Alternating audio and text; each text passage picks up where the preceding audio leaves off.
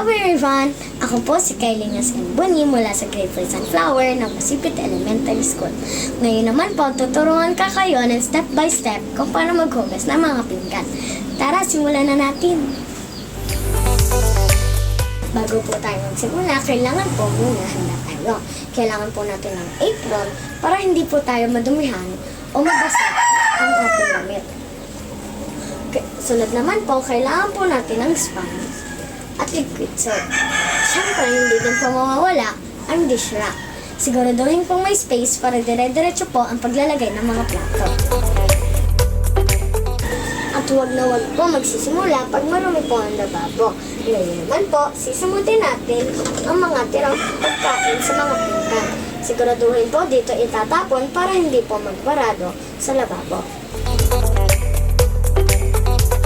Pagkatapos naman po nun, siguraduhin pong sama-sama ang mga plato, baso, kutsara at tinidor, at mga sandok.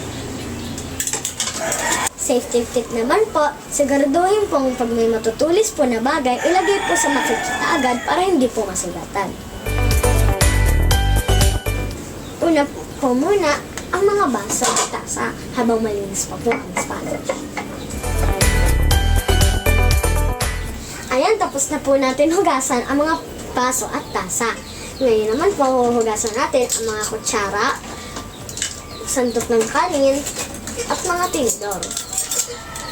Siguraduhin pong malinis ang mga pinagsusubuan.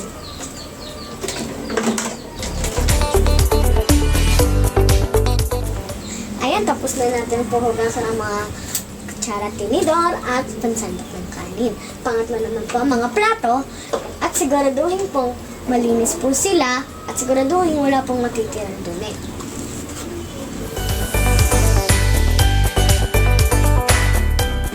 Ayan, tapos na po natin hugasan mga pinggan at platito. So, panghuli naman po ang mga sandok at kawali. Ito meron pong kawali. Kaya po ito natin ay pinanghuli dahil po sila ang pinakamantika. Kaya po sila ang pinanghuli. Siguraduhin sobrang linis po nito ha. At tip lang po, siguraduhin pong patay ang gripo para tipid po sa tubig.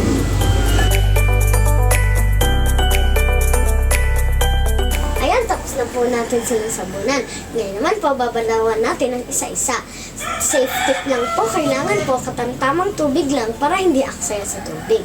In my case po, wala po kaming planggana, kaya direct na po tayo sa gripo. Kailangan po squeaky clean. Tara, simulan na natin.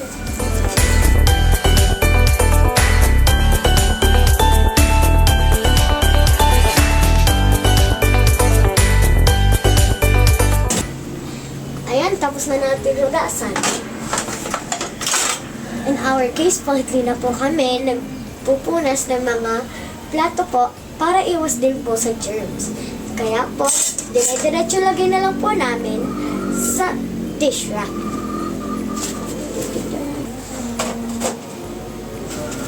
Ayan, tapos na po natin silang hugasan.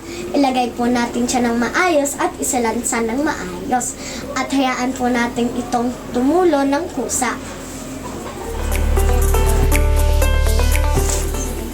Oops! Hindi pa tayo tapos. Good housekeeping tayo eh. Kunin natin ang sponge at hugasan ng mabuti. At pipagain din natin siya ito ng maayos para matanggal ang sabon. Siguraduhin malinis ang lababo at iwasang magkaroon ng dumi sa strainer. Pupunasan po natin lahat ng paligid ng lababo, iwas dulas.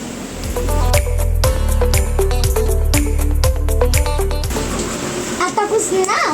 Malinis na ang ating mga pinggan, malinis pa ang kitchen sink. Tandaan, ang pagtulong sa gawaing bahay ay hindi lamang assignment. Dapat habit din ito araw-araw. Sana nakatulong ang mga step ko sa inyo. Hanggang sa muli, paalam!